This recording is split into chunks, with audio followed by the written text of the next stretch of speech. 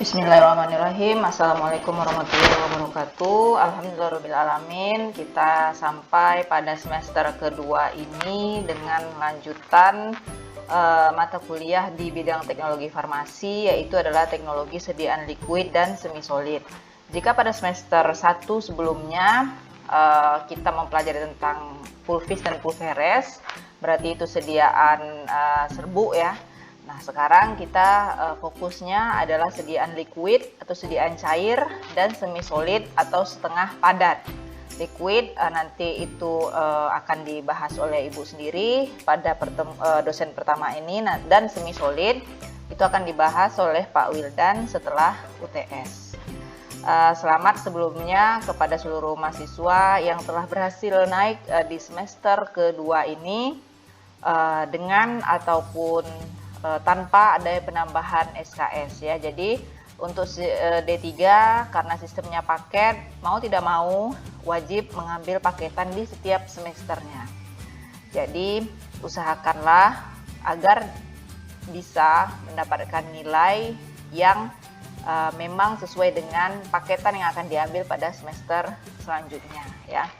Sebenarnya bukan hanya di nilainya, tapi diharapkan itu adalah kualitasnya ya. Jadi bukan hanya kuantitas atau angka-angka saja A, B, C, D ataupun E, tapi jangan sampai ada D ataupun E.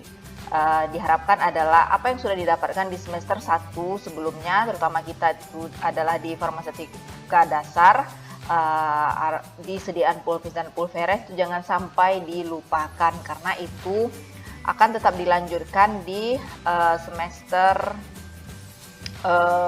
kalau tidak di semester ini, itu nanti di semester 3 dan 4 ya, pada materi farmaseutika lanjutan ya, karena memang D3 ini targetnya adalah sebagai bisa diharapkan langsung bekerja, jadi tamat wisuda itu bisa langsung menyerahkan ijazahnya, mengantarkan ijazahnya ke beberapa instansi yang sedang membuka lowongan pekerjaan khusus untuk tenaga teknis kefarmasian. Yang mau jadi PNS juga seperti itu ya. Alhamdulillah angkatan sebelum-sebelumnya itu semakin meningkat yang diterima sebagai PNS ya. Jadi lulus D3 langsung ikut CPNS dan alhamdulillah dinyatakan lulus, karena insya Allah lulusan D3 ini memang sangat banyak dibutuhkan ya. Apalagi kita sudah punya apoteker. Artinya apoteker kalau dia mau buka apotek sendiri, otomatis dia perlu minimum 1 orang TTK untuk bisa membantu dia menjalankan bisnis apoteknya. Jadi memang diharapkan lulusan D3 itu betul-betul tahu tentang tekniknya ya. Jadi pahami konsep dan tekniknya. Pada video kali ini seperti biasa, materi tidak akan Ibu share melalui grup WA, tapi akan hanya Ibu share di YouTube ini saja ya, link YouTube ini saja, dan tolong nanti ada beberapa poin yang perlu dicatat, silahkan dicatat. Oke, kita lanjut ke slide berikutnya. Nah, ini adalah daftar pembahasan yang akan kita bahas pada pertemuan pertama ini ya. Seluruhnya tentang sediaan liquid atau sediaan cair secara umum, definisi, jenis, karakteristik, keuntungan, kerugian, faktor-faktor yang mempengaruhi kelarutan, serta bentuk-bentuk sediaan larutan. Oke, kita masuk. Yang pertama itu adalah definisi sediaan larutan ya. Jadi seperti gambar bisa dilihat, kalau sebelumnya itu adalah pulveres, serbuk ya, yang konsumsinya adalah dengan menambahkan lagi air baru ditelan. Nah, sekarang ini adalah berupa cairan, jadi bisa langsung ditelan, sehingga nanti dia merupakan salah satu keuntungannya ya. Oke, kita lanjut dulu untuk definisi. Larutan adalah sediaan cair yang mengandung satu atau lebih zat kimia yang terlarut ya. Jadi kata kuncinya ya adalah terlarut ya. Mungkin sekarang yang bisa gampang dilihat selain air minum ya, jelas itu air minum kita, tapi itu hanya maksudnya ya yang dinyatakan larutan ya itulah seperti air yang setiap saat kita konsumsi ya, bening, transparan, tidak terlihat adanya campuran apapun ya. Kalau air minum ya jelas tanpa ada campuran. Mungkin seperti di teh ya. yang rajin konsumsi teh setiap paginya, itu adalah contoh larutan yang umum ya. Jadi di dalam itu kan adalah gula ya, gula, kemudian nanti ada tehnya ya. Jadi yang berubah warna dari warna bening itu adalah di serbuk tehnya tadi ya. Nah, kelihatan nggak sekarang itu ada si gula di dalam gelas teh tadi ya. Jadi itu tidak kelihatan sama sekali. Nah, itu yang dinyatakan dia terlarut. Artinya zat-zat yang dilarutkan atau itu yang disebut adalah si solutnya, zat yang terlarut itu disebut dengan solut ya. Jadi pahami, zat terlarut itu disebut dengan solut, pelarutnya disebut dengan solvent. Jadi si gulanya tadi itu adalah solut. Di dalam suatu larutan, solutnya itu tidak dapat kita lihat lagi secara kasat mata. Mungkin kalau mau dilihat mikroskopis itu sangat kecil sekali, itu baru mungkin bisa kelihatan. Tapi pada dasarnya kalau yang dinamakan dia terlarut itu sama sekali tidak bisa kita lihat lagi. Tidak bisa kita bedakan bahwa dia ada dua campuran di dalam larutan tersebut ya. Jadi konsepnya adalah terlarut. Silakan dicatat karena nanti pada materi selanjutnya itu akan ada sediaan suspensi dan emulsi ya. Nah, kalau yang di larutan yang pertama ini kita adalah di zat terlarutnya ya. Atau sediaan larutan ya.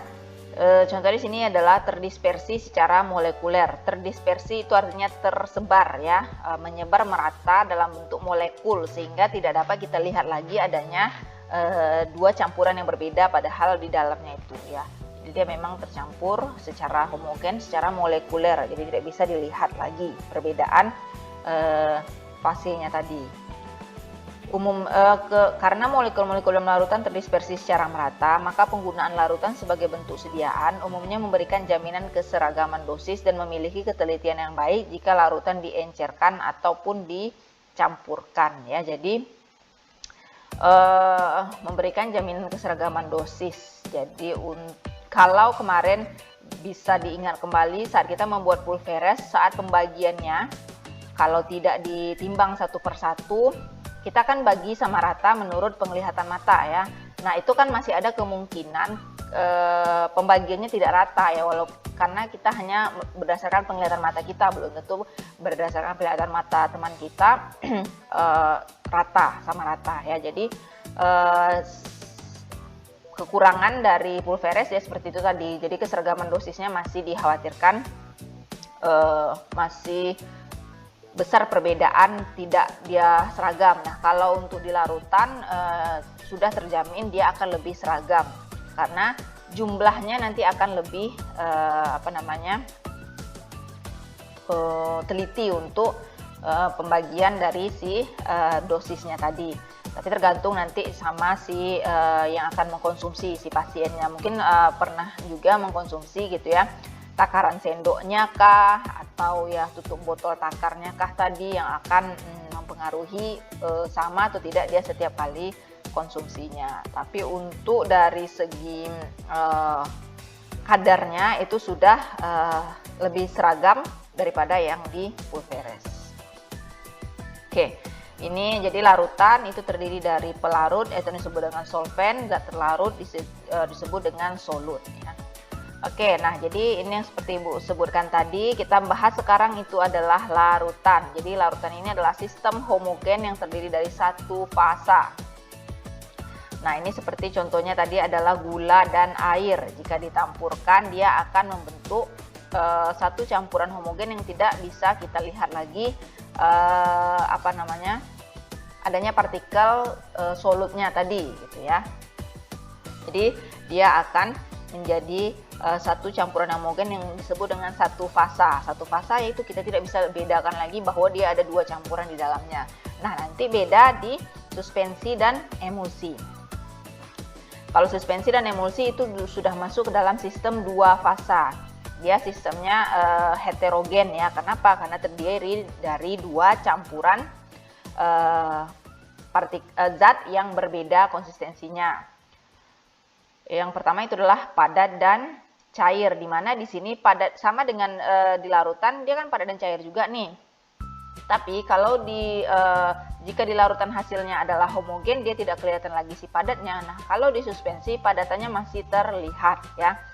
Jadi ini seperti yang sering konsumsi obat mah ya.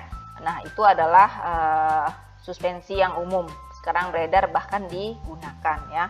Nah, yang kedua itu namanya adalah emulsi. Nah, ini kalau yang suspensi adalah padat cair, nah kalau emulsi adalah cair-cair, tetapi dia dua cairan yang tidak dapat menyatu ya. Contohnya adalah campuran air dan minyak. Nah, ini yang suka minum susu serbuk ya di pagi hari. Nah, itu adalah kondisi dari contoh emulsi di keseharian ya. Atau masih ada yang minum multivitamin ya, contohnya yang mengandung minyak ikan itulah ya. Oke. Jadi ini yang perlu dipahami adalah yang di larutan saat yang pertama kali kita pelajari ini adalah dia sistem satu fasa yang dimana campurannya tidak akan bisa kita bedakan lagi. Ada dua komposisi yang berbeda. Oke, lanjut ke jenis-jenis larutan. Oke, jadi ada 4 jenis larutan. Kita lihat dulu. Yang pertama di sebelah kiri gambarnya itu adalah larutan encer dan larutan pekat. Larutan encer mengandung sejumlah kecil zat yang terlarut, jadi encer ya. Kebalikannya tentu otomatis adalah sejumlah besar zat yang terlarut. Oke, kita bisa zoom di sini. Kita lihat beda dari larutan encer dan larutan pekat ya. Mungkin ini bisa kita gambaran dari si gula tadi lah ya. Gula. Kalau larutan encer berarti misalnya untuk membuat satu gelas 250 ml air hanya ditambahkan gulanya 1 sendok saja. Nah, kalau yang larutan pekat untuk 250 itu gulanya bisa 10 sendok ya. Artinya tentu kebalikannya, encer lebih sedikit, pekat dia lebih banyak jumlah zat yang terlarutnya atau si solutnya dibanding dari si solvennya atau pelarutnya. Oke, kedua itu adalah larutan jenuh dan lewat jenuh ya. Apalagi nih ya, kalau yang tadi enceran pekat itu berdasarkan jumlahnya ya, atau konsentrasi dari partikel terlarutnya. Kalau yang jenuh ini masih juga berkaitan ke jumlah konsentrasi pelarutnya atau si solutnya. Jadi gini, yang pekat, jadi batasannya di pekat ya. Kalau jenuh ini dia levelnya di atas pekat lagi, ditambahkan terus sampai dia tidak nampak lagi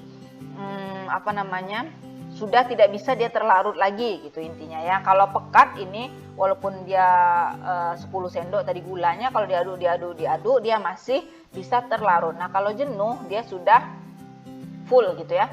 Tidak bisa kalau dilanjutkan juga ditambah lagi, itu nanti dia tidak akan terlarut, tapi dia akan ada yang mengendap. Nah, itu yang disebut dengan larutan lewat jenuh ya. Jadi kaitannya adalah ke jumlahnya. Larutan jenuh mengandung jumlah maksimum zat yang dapat larut di dalam air pada tekanan dan suhu tertentu.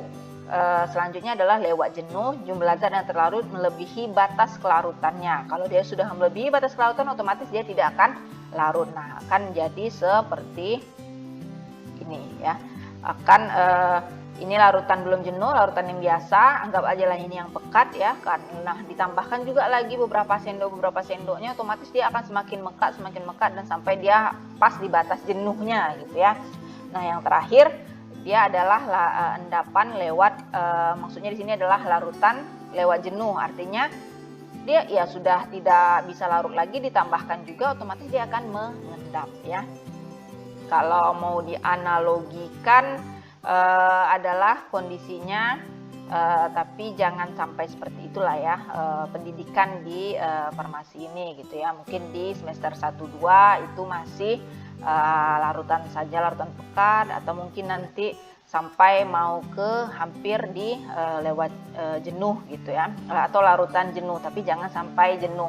Solusinya apa supaya tidak jenuh? Itu adalah ditambahkan lagi solvennya atau pelarutnya, atau aplikasinya nanti adalah di tekniknya ya, mungkin cara belajarnya, teman-teman dalam belajar bersamanya ya. Kalau udah jenuh sama yang kondisi yang sebelum-sebelumnya, coba dirubah tekniknya belajarnya. Mungkin selama ini belajarnya hanya SKS gitu ya, sistem kebuk semalam, pas mau ujian saja mulai belajar. Nah, syukur-syukur kalau seperti ibu bilang kalau kita akan ada kuis setiap pertemuan, berarti otomatis akan belajar di setiap pertemuan. Kalau yang di materi lain ya belum tentu seperti itu.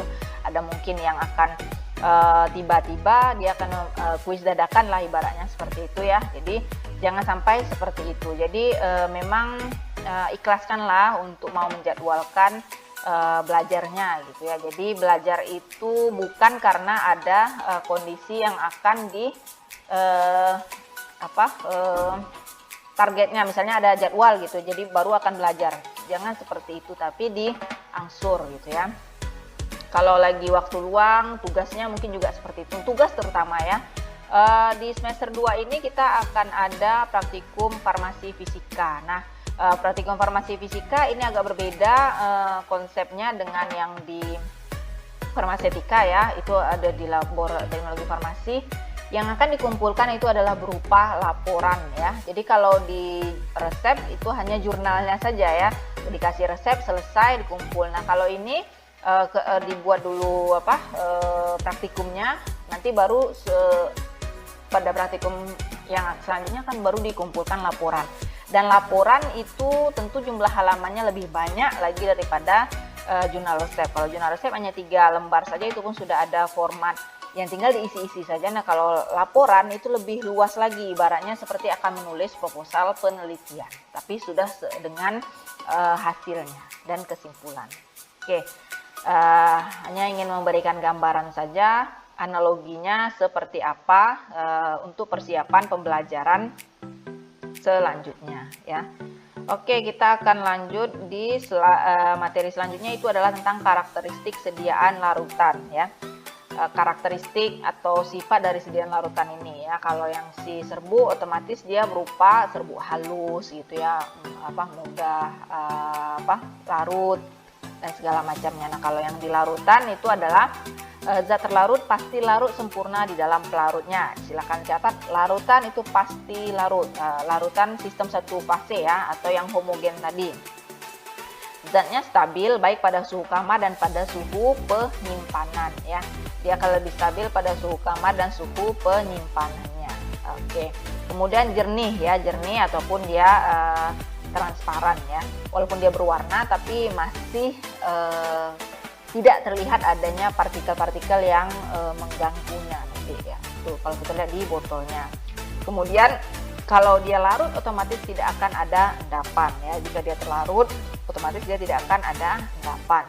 Komponennya dapat berupa cairan, padatan atau gas. Kalau cairan biasa kita lihat ya, mungkin pernah juga dikonsumsi ya, obat batuk lah yang keumuman. Kemudian kalau padatan dan gas ini seperti contohnya nanti adalah di obat asma ya, inhaler ya, atau yang pakai nebulizer. Yang punya sakit asma atau keluarganya atau pribadi itu mungkin pernah menggunakan. Kemudian pelarutnya itu berupa cairan, sudah jelas ya. Komponen padatnya atau zat terlarutnya itu dapat cairan, padatan atau gas. Nah, sedangkan solvennya atau pelarutnya itu otomatis adalah berupa cairan. Zat terlarut harus dapat larut dalam pelarutnya. Oke, kenapa itu ya? Zat terlarut harus dapat larut dalam pelarutnya ya. Jadi nomor 7 ini adalah jawaban untuk nomor 1. Zat terlarut pasti larut, artinya zat terlarut harus dapat larut di dalam pelarutnya. Oke, lanjut kita keuntungan dan kerugian. Nah, ini keuntungannya tadi sudah juga disebutkan, 1, campuran yang lebih homogen dalam keseragaman dosis. Campurannya homogen, dosisnya lebih mudah diubah dan dia lebih seragam juga. Dapat diberikan dalam larutan encer kapsul. Jadi ini di kapsul ya, materi terakhir di Fardas kemarin itu kapsul dapat berupa suatu cairan kan isinya. Contohnya adalah soft kapsul. Kerja awal obat lebih cepat karena obat cepat diabsorpsi. Ya, nah ini dia tadi ya keuntungannya dibandingkan dengan si Pulveres pada semester 1 kemarin. Kalau di pulveres kan kita saat menggunakannya tuangkan dulu ke sendok, tambah lagi air gitu ya untuk melarutkannya baru kita minum. Nah,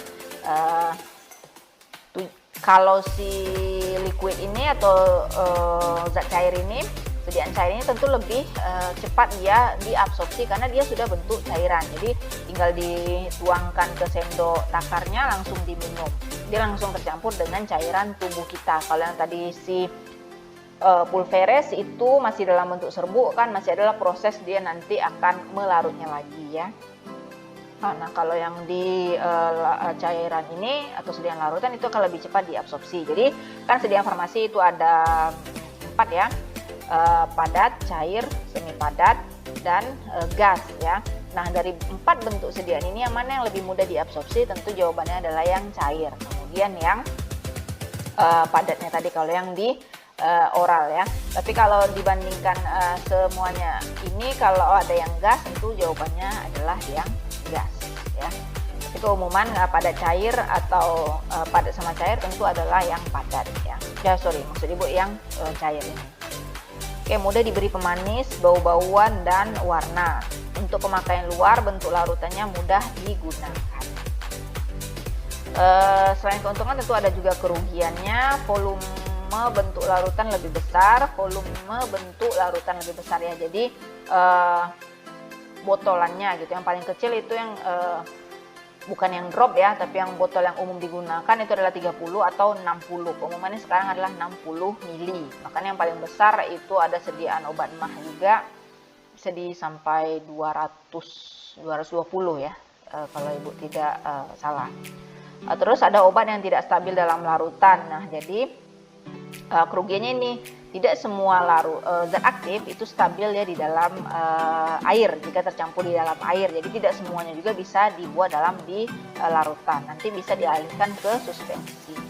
Kemudian ada obat yang sukar ditutupi rasa dan baunya di dalam larutan. Nah, kalau yang keuntungannya dia mudah ditambah pemanis, pengaroma atau pewarna, tetapi itu juga tidak berlaku untuk seluruh zat. Ada juga zat-zat yang malah dapat jika dicampurkan dalam air atau pelarutnya itu malah nggak enak bau ataupun si aromanya tadi ya. Mungkin bisa dialihkan ke bentuk semi solid ya, atau bentuk sediaan yang non oral ya. Oke, kita lanjutkan ke slide selanjutnya. Oke, faktor-faktor yang mempengaruhi kelarutnya. Jadi 1-4 tadi itu masih dasarnya. Nah, sekarang ini tolong betul-betul dibuatkan catatan khususnya untuk setiap faktor-faktor yang akan mempengaruhi kelarutan tadi ya, kelarutannya nanti. Oke, yang pertama itu adalah polaritas. Sudah ada yang masuk mata kuliah kimia dasar kali ya. Jadi ada kepolaran, ada zat yang polar, semipolar, bahkan nanti yang sampai ke non polar. Nah, kalau kita ngomong di larutan itu adalah polaritas, artinya dia yang larut di air ya, atau mudah larut dengan pelarutnya.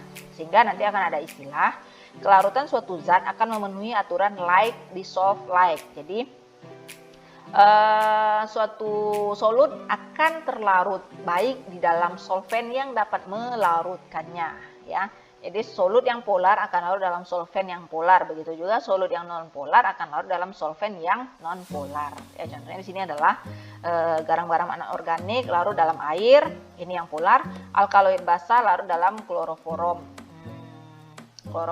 non polar ya. Jadi yang pertama itu adalah polaritas, artinya adalah ketercampuran antara solut dan solvent.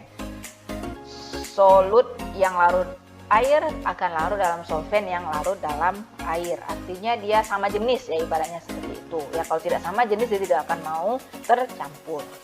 Oke, yang kedua adalah kosolvensi. Konsolvensi adalah peristiwa kenaikan kelarutan suatu zat karena adanya penambahan pelarut lain atau modifikasi pelarut. Bisa dibolkan, ini ibu lupa membolkannya. Intinya adalah kenaikan kelarutan karena adanya modifikasi atau penambahan pelarut lain. Contohnya di sini adalah luminal, dia itu tidak larut di dalam air, tetapi larut dalam campuran air dan gliserin. Jadi kalau luminal kita masukkan ke dalam suatu air saja, aqueous misalnya, itu kalau diaduk tidak akan larut. Coba tapi solusinya adalah supaya dia bisa larut ditambahkan lagi gliserin. Berarti ada dua pelarut. Atau konsolvensi ini disebut dengan nanti peristiwa pelarut campur ya, penambahan pelarut. Nah ini juga ada di materi farmasi fisikanya. Nanti di materi pertemuan praktikum 1 dan 2 itu akan membuat pelarut campur ya.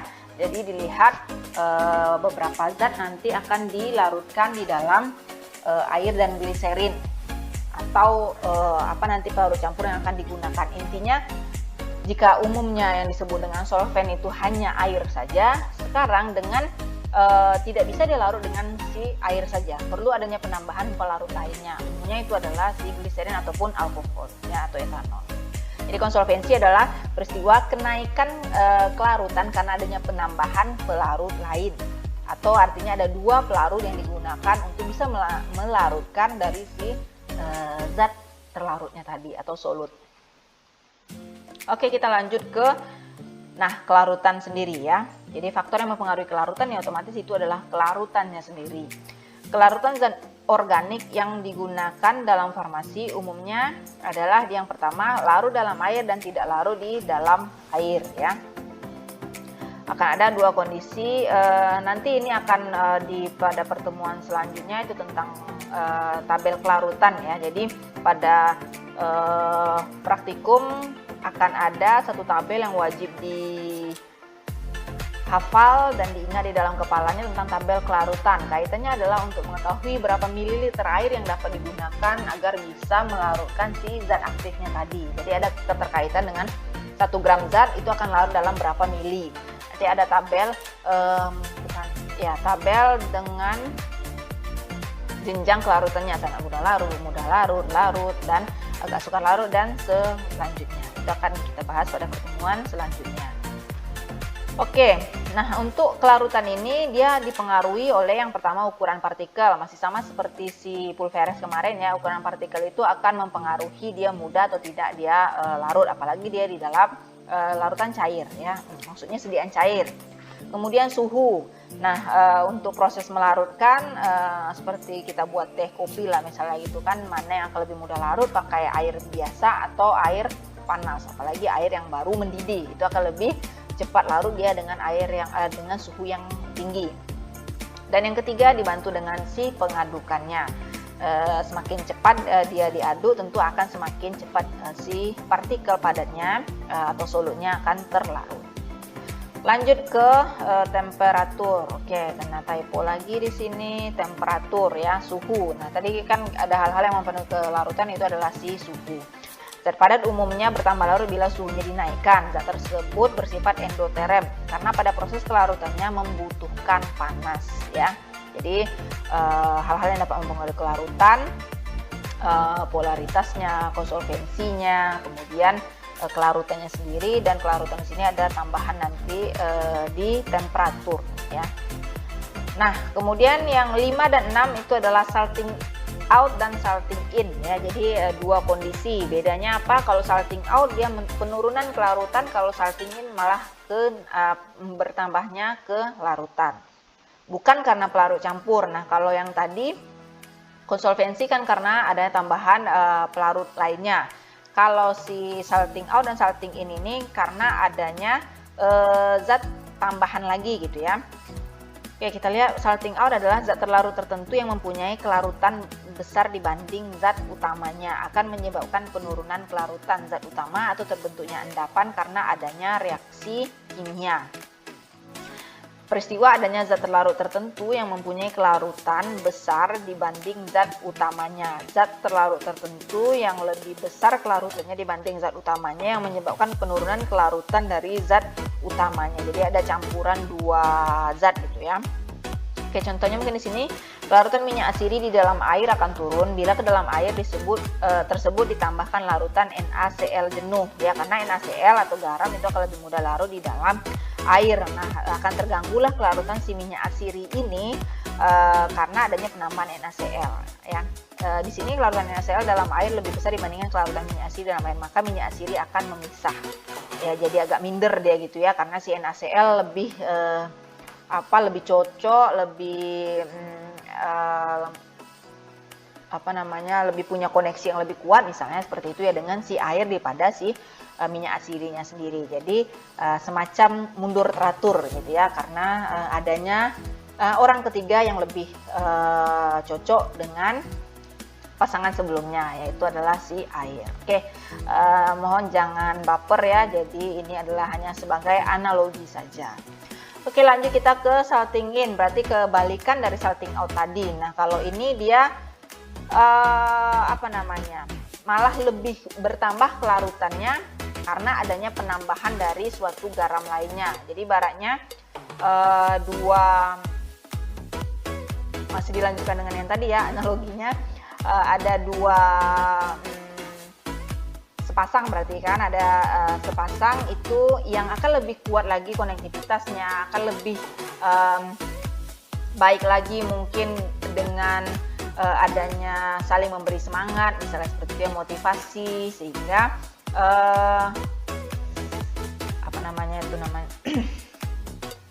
sehingga prestasinya ya, jadi prestasinya akan lebih baik lagi gitu ya, jadi semakin meningkat dengan dia berteman berdua seperti ini ya.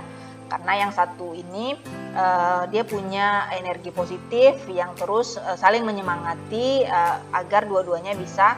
Nah, kayak mungkin di kampus lah ya, kalau di kampus kita ini masuk sama-sama gitu ya, ketemu teman yang sepertinya cocok untuk berkomunikasi, belajar bersama dengan jika nanti salah satu ada yang down, nah yang satunya ini bisa membantu yang downnya ini agar memotivasi agar dia bangkit kembali, dan targetnya adalah sama-sama bisa lulus pada waktu yang sama. Jadi masuk sama dan keluar pun bersama. Ya, mudah-mudahan seluruh yang ada mahasiswa angkatan 20 ini bisa punya target seperti itu ya. Jadi ini masuk sama-sama, mudah-mudahan nanti wisuda juga sama-sama. Tidak pun bisa 100%, ya setidaknya adalah 80 atau 90%. Nah, mungkin yang kurang itu bisa mencari belajar bersama teman-teman yang memotivasi seperti itu ya. Oke, jadi itu adalah di salting in ya. Contohnya adalah di sini riboflavin tidak larut di dalam air tetapi larut dalam larutan yang mengandung nikotinamidum karena terjadi penggaraman riboflavin dan basa dari NH4 ya. Jadi peristiwa bertambahnya kelarutan dari suatu senyawa organik dengan penambahan suatu garam dalam larutannya ya. Oke. Nah, gambarannya seperti ini ya, peristiwa kenaikan dan penurunan dari kelarutan ya. Ini adalah kelarutannya. Ini salting in tadi ya, dia akan terus meningkat. Jika ditambah garam dia akan meningkat terus sampai dia di larutan jenuhnya tadi gitu, misalnya seperti ini gambarannya. Nah, kemudian kalau yang salting out dia karena ada di salah yang ditambahkan gitu ya, salah pergaulan, salah pertemanan misalnya seperti itu, tidak berteman dengan yang cocok, yang satu visi misi gitu ya, malah dia mengikut ke arah yang salah gitu ya, sehingga prestasinya menurun bahkan ya itulah tadi bisa kelihatan dari IPK-nya menurun, atau bahkan interaksi sosialnya juga jadi berubah daripada yang sebelumnya. Yang diharapkan adalah semua mahasiswa itu bisa ke salting in ya. Semakin tinggi semester itu semakin semangat untuk bisa menyelesaikan perkuliahannya, bukan malah salting out ya. Jangan sampai tiba-tiba menghilang ya. Nah, kebanyakan mahasiswa itu intinya semua mahasiswa punya jurus menghilang ya. Tinggal dia mau pakai atau tidak saja ya. Tapi mudah-mudahan tidak sampai dipakai karena menyusahkan nanti, terutama nanti dari si dosen pembimbingnya gimana mau menghubunginya nanti kalau dia menghilang ya. Oke, yang terakhir itu adalah pembentukan kompleks. Peristiwa terjadinya interaksi antara senyawa tak larut dengan zat yang larut dengan membentuk garam kompleks. Nah, ini seperti yang tadi itu salting in, tapi nanti dia malah membentuk suatu kompleks, suatu senyawa baru lagi. Contohnya di sini adalah iodium larut dalam Ki atau NaI jenuh, sehingga dia akan membentuk Ki ditambah iodium akan membentuk Ki3, atau Hgi2 ditambah 2Ki akan membentuk K2HGI4. Jadi garam, intinya dia akan membentuk suatu garam kompleks yang garam atau kristal, dia akan lebih sukar larut ya. Jadi pembentukan kompleks ini juga akan meningkatkan, juga akan menurunkan dari segi kelarutan. Jadi hati-hati untuk penambahan, jangan sampai nanti ada campuran yang malah dicampurkan dia itu malah menurunkan dari membentuk suatu kristal atau garam baru yang kelarutannya itu malah lebih rendah ya. Oke, lanjut kita ke bentuk-bentuk sediaan larutan. Jadi silakan diulangi lagi untuk zat-zat yang mempengaruhi kelarutan, itu lebih kurang ada 7 ya. Polaritasnya, konsolvensinya, kelarutan. Oh ya, untuk di teknik ini sebenarnya mahasiswa bersyukur karena akan ada keterkaitannya nanti dengan di farmasi fisika. Kimia fisika juga di semester ini ya. Nah, lebih kurang ketiganya itu akan saling berkesinambungan ya. Farmasi fisika mempelajari tentang aplikasi fisika itu dibuat dalam suatu bentuk sediaan farmasi. Di fisika, di kimia fisika, bagaimana bentuk sifat fisika kimia dari suatu zat itu dapat mempengaruhi dari sediaan nanti ya. Kaitannya seperti itu. Oke, lanjut kita ke bentuk-bentuk sediaan larutan ya. Bahasan terakhir kita yaitu adalah bentuk-bentuk sediaan larutan. Yang pertama adalah obat minum. Ini keumuman mungkin seluruhnya pernah menggunakan ya. Contohnya itu adalah obat batuk ya. Oke, jadi Posiones itu umumnya disebut dengan obat minum ya. Sediaan oral mengandung satu atau lebih zat dengan atau tanpa bahan tambahan lainnya. Kedua, eliksir. Nah, eliksir ini adalah aplikasi dari adanya konsolvensi ya, karena ini juga contohnya adalah obat batuk yang mengandung ada tambahan alkohol atau etanol. Jadi dia dengan si air itu tidak dapat larut sempurna, nah sehingga ditambahkanlah etanol agar dia bisa larut. Rasanya dibandingkan dengan yang Posio tadi tentu akan lebih segar yang eliksir ini tadi ya. Oke, lanjut ke sirup. Nah, sirup ini ya sama seperti si Posio tadi, tapi dia memiliki kandungan gula yang lebih besar ya daripada yang si Posio biasa tadi. Nah, intinya seperti itu. Sirup adalah cairan mengandung 65% gula di dalam larutannya tadi. Kalau 100% berarti 35-nya itu adalah air dan zat lainnya. Nah, 65% itu adalah gula, otomatis dia sangat manis sekali. Nah, ngomong-ngomong sirup nih kan mau dekat Ramadan juga, mungkin bisa digambarkan seperti itu ya. Buatlah sirup, buat campurannya kalau kebanyakan atau kalau airnya kurang tentu kita akan kemanisan rasanya. Jadi seperti itu. Intinya sirup 65%-nya adalah gula. Lanjut ke netralisasi ya. Jadi kalau kita bahas itu dari tadi adalah campuran air yang tidak menimbulkan reaksi apapun gitu ya. Zat padat dicampur air ya udah terlarut ya.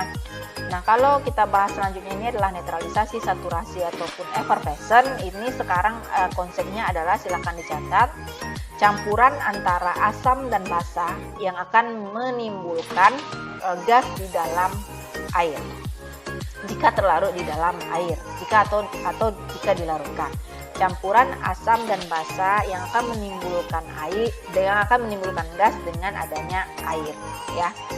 Itu secara garis besar konsepnya netralisasi, saturasi, dan posio-effervescent. Bedanya apa? Yang namanya netral berarti tidak berpihak pada kiri dan kanan, tidak berpihak pada asam dan basa berarti dia sudah tidak menimbulkan gas lagi ya. Kalau netralisasi adalah campuran air dan campuran asam dan basa yang tidak menimbulkan gas lagi di dalam air, yaitu netralisasi.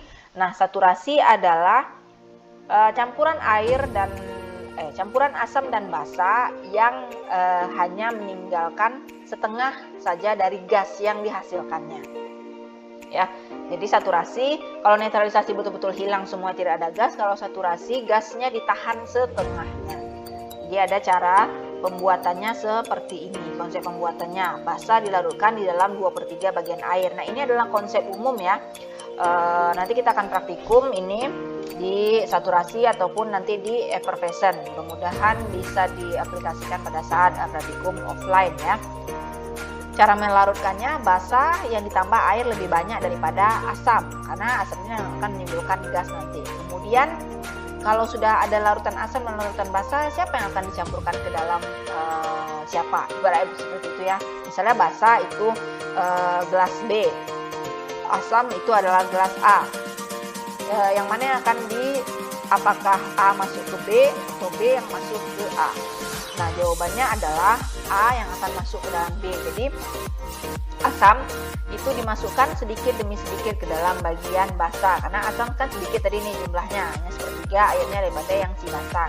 Itu dimasukkan, dituangkan sedikit demi sedikit. Saat tertuang itu pasti akan otomatis gas akan langsung timbul. Nah, jadi makanya sedikit demi sedikit sampai habis semua asamnya, nah baru masukkan ke dalam botol. Bisanya nanti, nah itu yang akan ditahan di dalam botolnya tadi. Jadi ini prosesnya menuangkannya harus hati-hati ya, karena ya minuman soda lah ya, mudah-mudahan tidak ada yang sering lagi mengkonsumsi ataupun pernah mengkonsumsi atau setidaknya pada saat Idul Fitri atau ya Idul Fitri saja lah ya mengkonsumsinya minuman bersoda. Seperti itulah konsepnya ya. Jadi akan ada gas yang akan keluar pada saat dibuka botolnya. Oke, saturasi gasnya ditahan sebagian. Nah, kalau effervescent gasnya ya ditahan seluruhnya. Kalau effervescent apalagi di masa pandemi sekarang mungkin banyak juga yang mengkonsumsinya produk-produk tablet effervescent ataupun serbu effervescent ataupun juga nanti cairan effervescent ya. Cairan effervescent seperti keumumannya itulah minuman bersoda dari itu. Intinya saat dia dibuka itu akan langsung gas keluar gasnya. Kenapa? Karena gasnya betul-betul ditahan seluruhnya. Nah, ini pada saat praktikum nanti perlu tidak bisa pakai tutup botol biasa, tapi nanti ada tambahan seperti tutup botol karet atau dari gabus gitu ya, seperti tutup botol bir yang inilah yang di film-film gitu ya. Jadi dibuka botolnya nanti naik langsung gasnya gitu ya. Nah, jadi seperti itu konsepnya untuk netralisasi, saturasi dan effervescent ya, intinya campuran asam dan basa yang menimbulkan gas. Nah, sekarang bedanya di mana? Gas kalau netral gasnya dibuang, kalau saturasi gasnya ditahan setengah, nah kalau effervescent gasnya ditahan seluruhnya.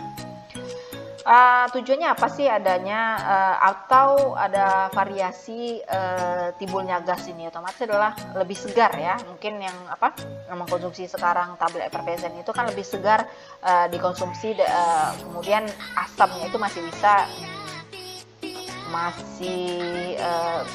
berimbang lah gitu dengan adanya gas, daripada dia tanpa gas itu akan lebih asam sekali rasanya. Oke. Ini adalah cara pembuatannya dan bahan-bahan penambahan khususnya gitu ya. Nanti akan ada bahan-bahan yang perlu ditambahkan di bagian asam ataupun bagian basa ya. Zat-zat yang dilarutkan dalam bagian asam. Di atas itu adalah zat-zat yang dilarutkan dalam bagian asam.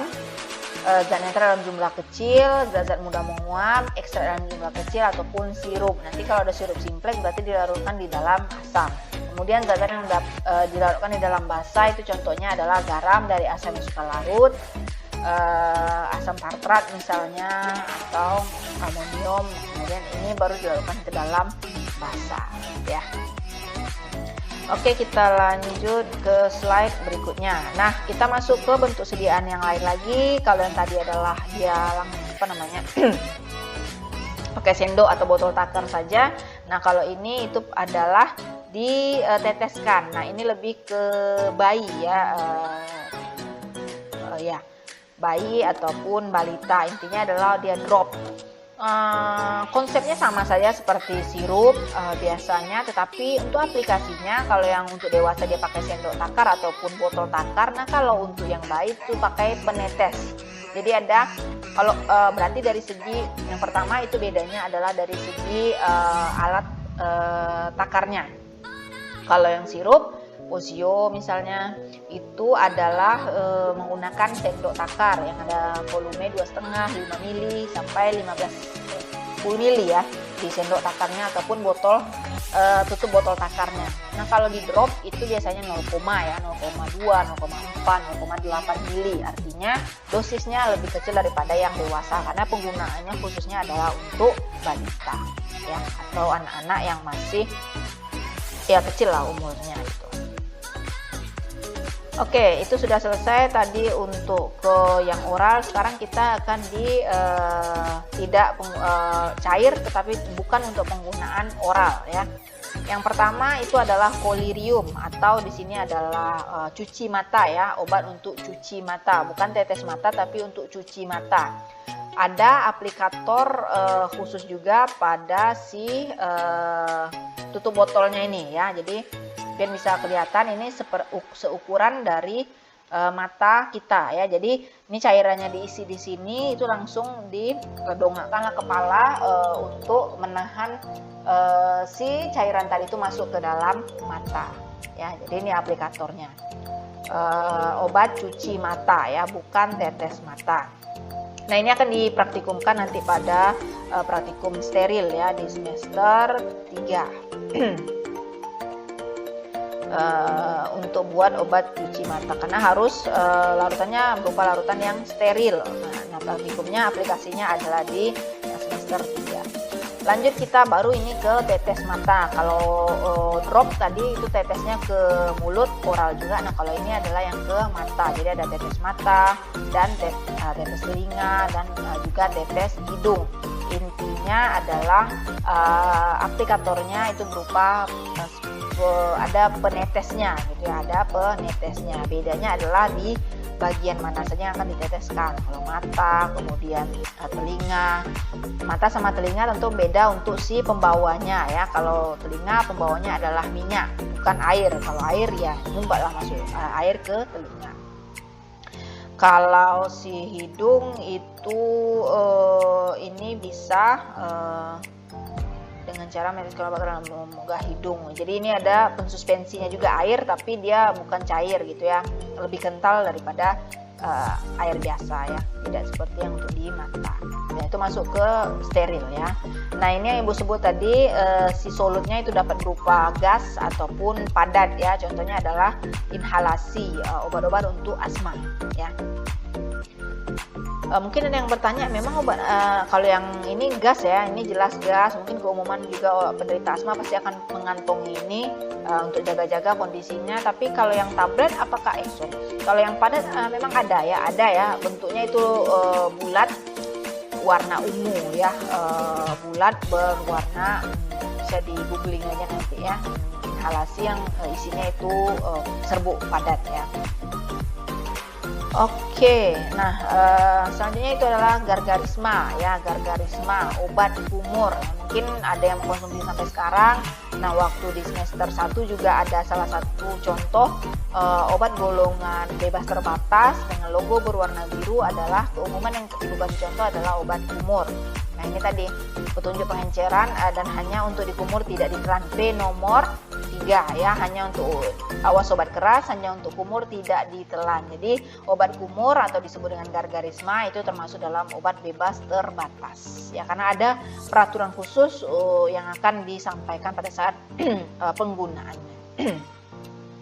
Oke, masuk ke litus oris dan bute oris ya. Jadi ini tetes dan oles bibir ya, untuk panas dalam ya, bibir pecah-pecah ya. Contohnya adalah si albutil, walaupun sekarang sudah tidak ada lagi produknya. Mungkin bisa di googling dan carilah apa contoh lainnya sekarang yang masih digunakan, baik yang dalam bentuk salep oles bibirnya yang cair tapi agak kental ya, dan kemudian ada yang memang yang diteteskan, seperti contohnya adalah albutil.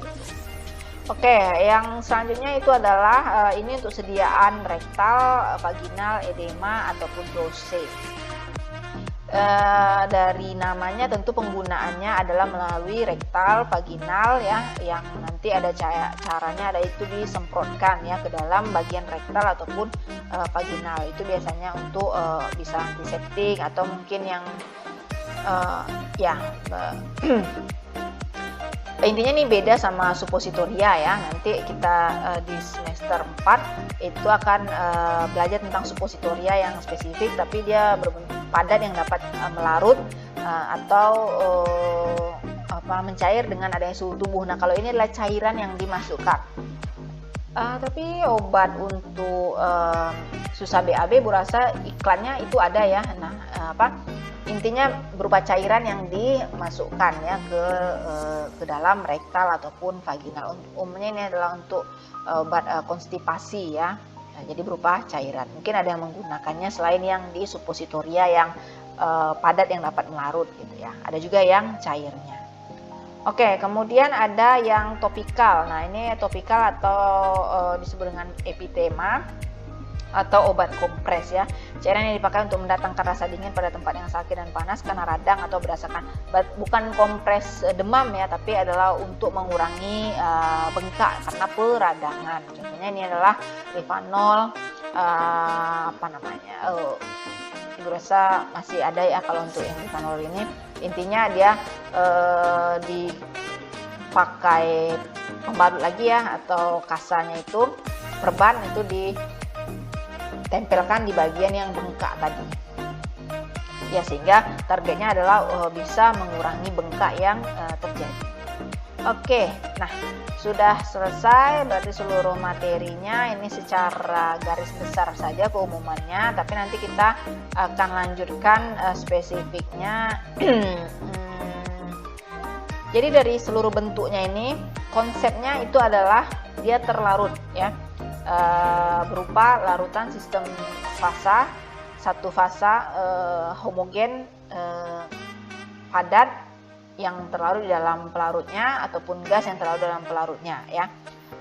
Seluruhnya adalah sistem satu fasa. Nah, lanjutannya nanti kita akan ada materi yang bentuk sediaan dua fase, itu contohnya adalah suspensi ataupun emulsi nantinya ya.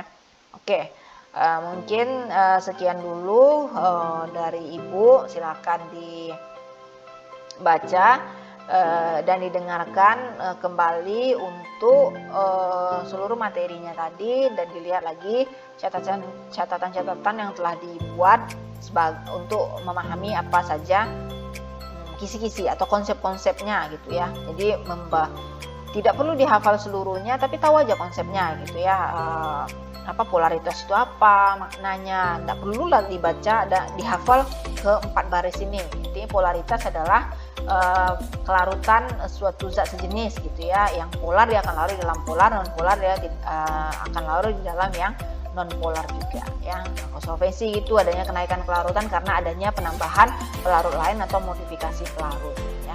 Jadi seperti itu. Mudah-mudahan bisa dimengerti. Jika masih ada yang kurang paham, masih bisa ditanyakan kembali. Silakan tuliskan pertanyaannya di kolom komentar dari link. Terima kasih, Bu cukupkan. Assalamualaikum warahmatullahi wabarakatuh.